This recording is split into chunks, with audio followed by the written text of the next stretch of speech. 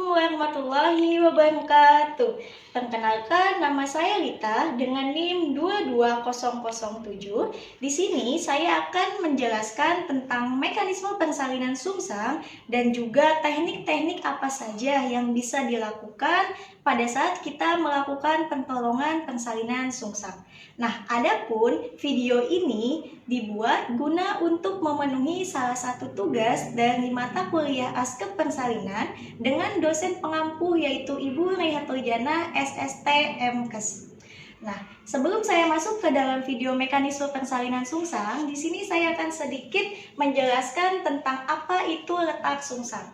Jadi, letak sungsang merupakan suatu kondisi di mana kepala janin berada di bagian fundus uterus ibu, sebelah sini ya, bagian atas, sedangkan bagian bokong janin berada di bagian terendah simfisis pubis. Jadi posisinya seperti ini, tegak lurus dengan posisi kepala di bagian atas.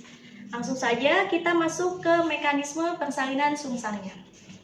Pertama, bokong janin dengan bitrokanter yaitu tulang keras sebelah kanan dan juga kiri akan masuk ke dalam pintu atas panggul ibu dengan diameter transversal. Diameter transversal itu seperti ini ya teman-teman, lurus samping kanan kirinya, masuk ke dalam pintu atas panggul. Nah, setelah masuk ke dalam pintu atas panggul dengan adanya his yang semakin kuat pada ibu, maka bokong janin akan melakukan penurunan ataupun desensus. Nah, semakin turun hingga sampailah ke HOTS 3. Nah, HOTS 3 ini merupakan bagian jalan lahir yang sempit ataupun disebut juga sebagai pintu tengah panggul karena adanya spina ischiadica di samping kanan dan juga kiri. Nah, kondisi ini membuat janin melakukan putaran paksi dalam. Nah, maka dari itu, setelah janin melakukan putaran paksi dalam yang semula diameter transversal berubah menjadi diameter antero-posterior. Bitrokanternya berubah menjadi diameter antero-posterior. Pada saat ini, untuk trokanter anterior berada di bagian bawah simfisis, tepat berada di bagian bawah simfisis, dan yang menjadi hipomokrion ataupun sumbu putar janin yaitu trokanter anterior. Bagian atas ini ya teman-teman semua. Lalu, apabila tidak terjadi kemacetan, setelah trokanter anterior menjadi hipomokrion, kita boleh melakukan steneng dengan posisi tangan kiri berada di bagian atas simfisis, bagian atas simfisis menutupi bokong janin bagian atas, sedangkan tangan sebelah kanan itu menahan perineum agar tidak terjadi robekan seperti ini. Nah, pada saat ini dengan hipomokrion trokanter anterior, maka lahirlah trokanter posterior. Lahir trokanter posterior melewati perineum ibu. Nah, setelah lahir trokanter posterior dan juga trokanter anterior, kita tunggu putaran paksi luar pada janin. Nah, pada saat ini penolong atau bidan tidak melakukan intervensi apapun. Kita tunggu saja putaran paksi luar pada janin. Kita tunggu putaran paksi luar sehingga yang tadinya diameter transversal ya berubah menjadi diameter transversal yang semula diameter antero-posterior seperti ini. Kemudian pada saat ini kita boleh melakukan teknik bra. Nah, kita lakukan teknik bra yaitu dengan cara kedua ibu jari kita berada di pangkal paha janin, pangkal paha kaki bagian janin, dan juga jari lainnya menahan bagian tubuh janin lainnya seperti ini ya. Nah, pada saat ini kita anjurkan ibu untuk meneran. Bu, boleh bantu untuk mengedan ya Bu ya. Bagus Ibu. Baik, pelan-pelan. Nah, setelah lahir sampai dengan bagian perut, kita lakukan longgarkan tali pusat dengan menggunakan jari kelingking. Kita lakukan pelonggaran tali pusat Tujuannya yaitu untuk mencegah agar tidak terjadinya hipoksia pada bayi. Nah, pada saat ini, maka biakromial sudah sampai di HOTS 3 ataupun ruang sempit panggul kembali. Nah, karena dia melewati HOTS 3, maka secara otomatis janin akan melakukan putaran paksi kembali sehingga yang tadinya diameter transversal berubah menjadi diameter anteroposterior.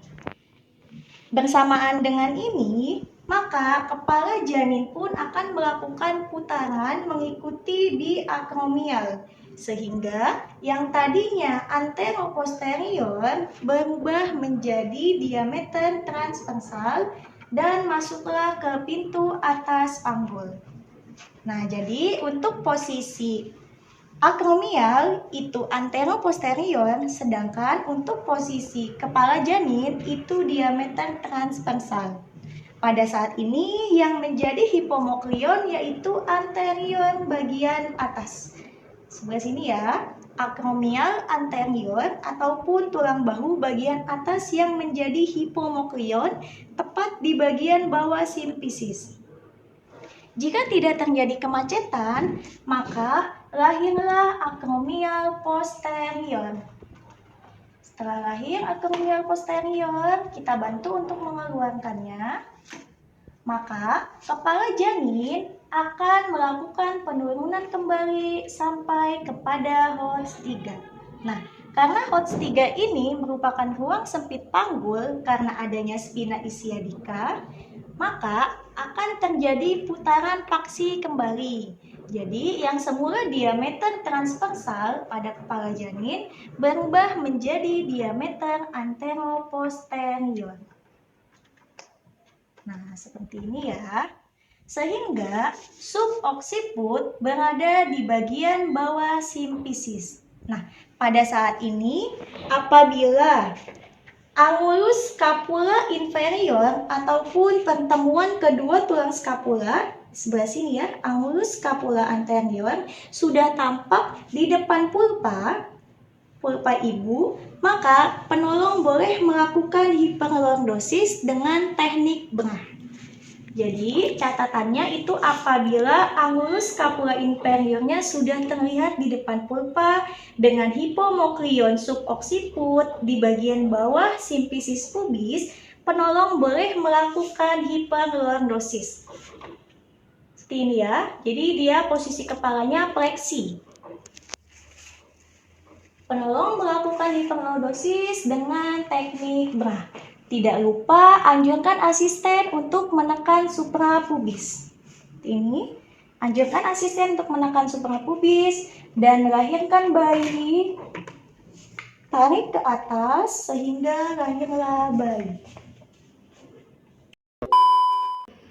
Nah, langsung saja kita untuk yang selanjutnya masuk ke teknik-teknik apa aja sih yang bisa digunakan pada saat kita menolong persalinan sungsang. Nah, terlebih untuk teknik ini bisa kita gunakan apabila terjadi kemacetan pada daerah bahu bayi ataupun di akromial dan juga bagian kepala janin. Ya, bisa kita lakukan teknik beberapa ini. Yang pertama ada teknik Muller, yaitu apabila yang mudah dikeluarkan bahu janin bagian atas ataupun akromial anterior, dan yang kedua teknik klasik, yaitu apabila yang mudah dikeluarkannya ini yaitu bahu bagian bawah ataupun akromial posterior, dan yang ketiga teknik Lopset. Nah, teknik Lopset ini bisa kita lakukan apabila kedua lengan janin itu menjungkit ke atas. Jadi tidak ada yang bisa kita keluarkan nih teman-teman, makanya kita melakukan teknik Lopset ini. Nah, selanjutnya apabila terjadi kemacetan pada bagian kepala janin, kita bisa menggunakan teknik Monschut.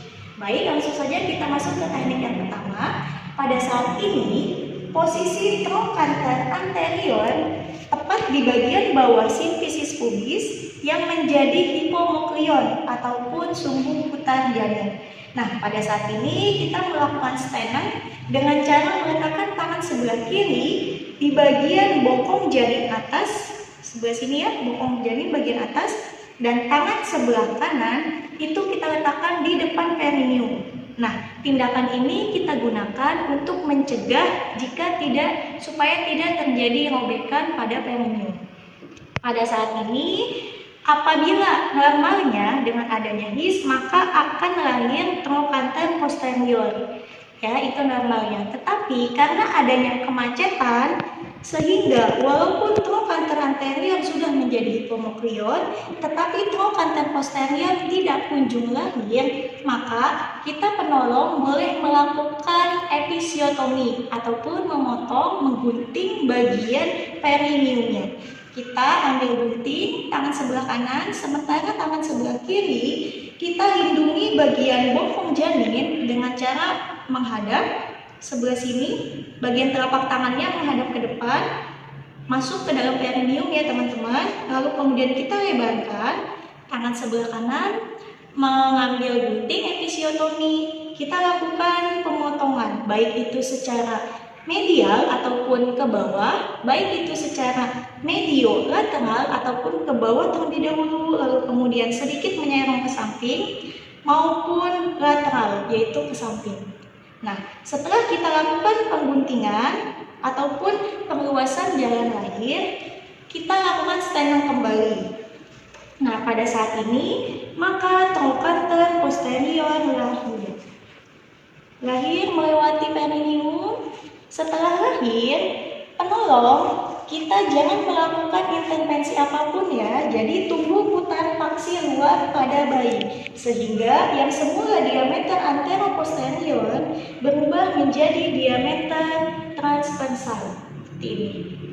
Nah, pada saat ini boleh kita langsung melakukan teknik berah, yaitu dengan cara meletakkan kedua ibu jari kita di bagian pangkal paha janin dan jari lainnya menahan pinggul sebelah kanan dan kiri janin. Sementara untuk posisi kaki sebelah kanan berada di bagian depan.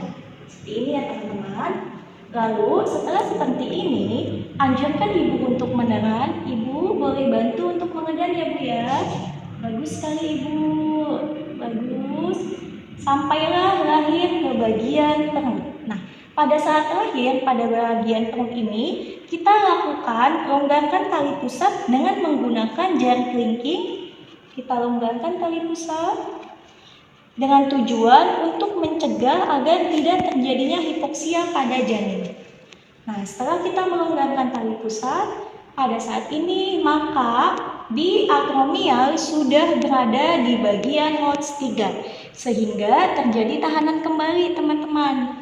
Maka dari itu, janin akan melakukan putaran paksi kembali yang semula diameter transversal, dia akan berganti menjadi diameter antero-posterior. Lakukan putaran paksi kembali. Nah, pada saat ini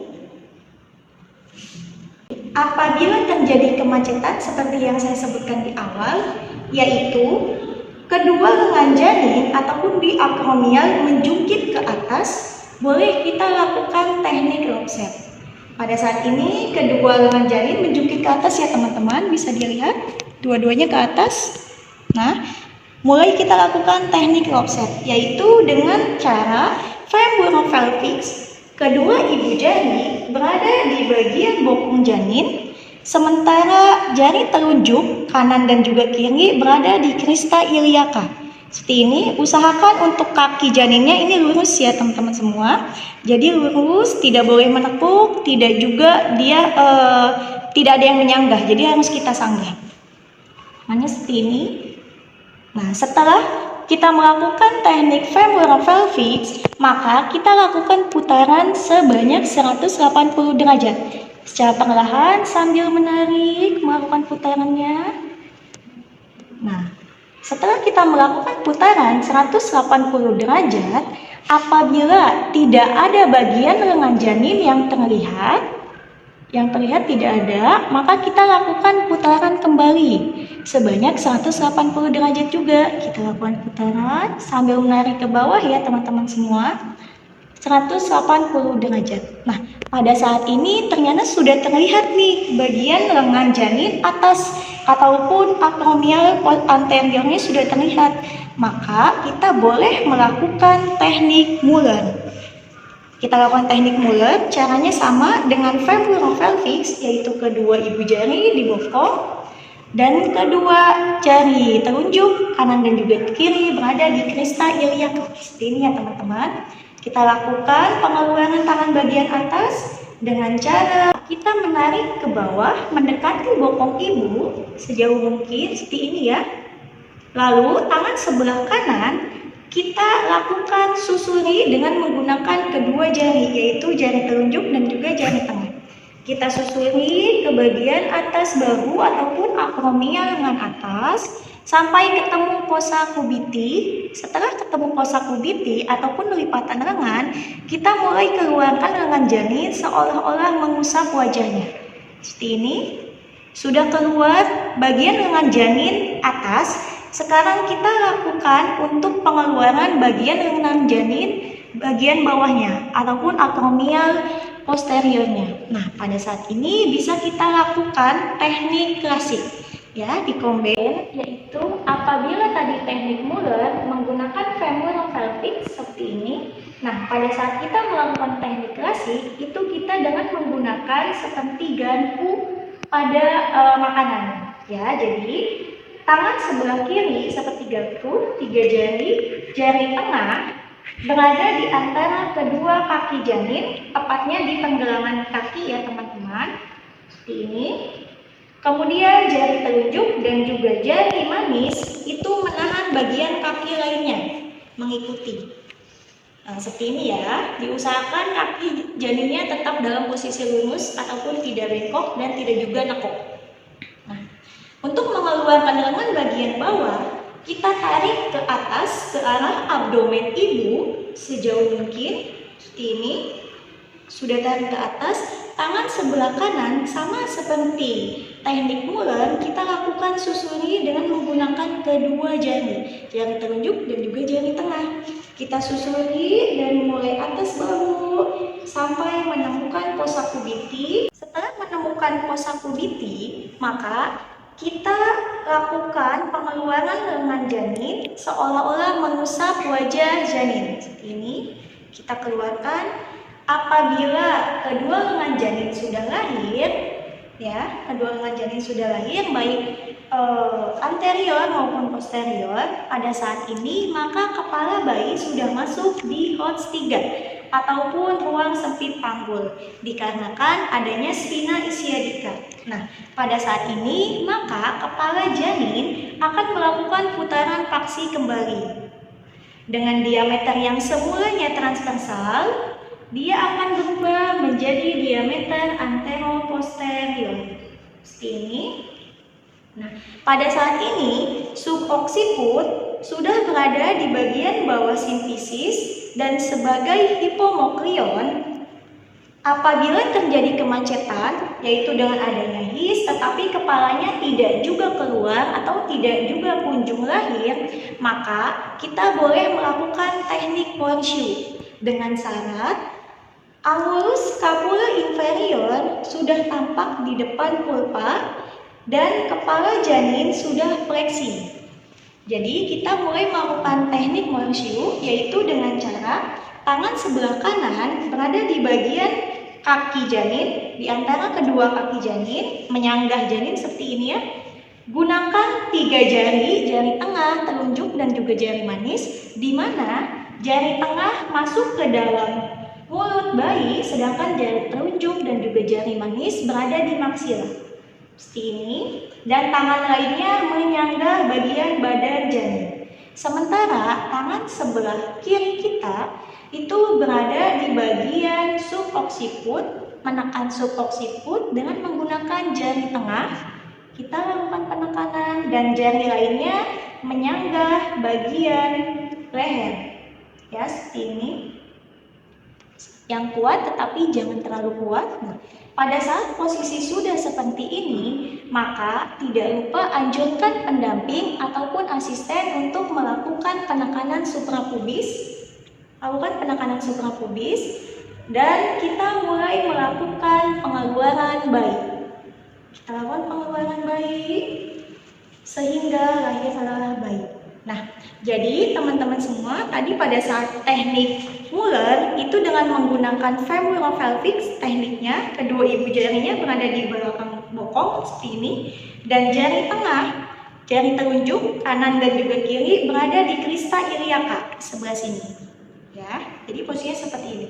Jari lainnya menyangga bagian pinggul janin dan juga sampai kaki. Ini untuk teknik Muller. Sedangkan kalau teknik klasik itu kita dengan menggunakan seperti garpu tadi. Jadi ketiga jari ini sama saja ya, kita memasukkan jari tengah di antara kedua kaki dan jari lainnya menahan pergelangan kaki seperti ini. Ini teknik Muller. Sedangkan untuk teknik Horseshoe tadi seperti menunggang kuda, tangan kanannya di antara kedua kaki janin. Nah, untuk jarinya sama, kita menggunakan 3 jari juga. Jari tengahnya masuk ke bagian mulut janin, sedangkan jari telunjuk dan jari manis itu berada di maksilar seperti ini. Dan jari tangan sebelah kirinya itu menekan subocciput dengan menggunakan jari tengah juga seperti ini ya teman-teman. Jadi tadi teknik-teknik yang bisa kita lakukan apabila terjadi kemacetan pada bagian biakromial dan juga kepala janin untuk persalinan sungsang. Jadi mungkin itu saja yang dapat saya sampaikan. Kurang lebihnya mohon maaf. Billahi taufiq wal hidayah. Wassalamualaikum warahmatullahi wabarakatuh.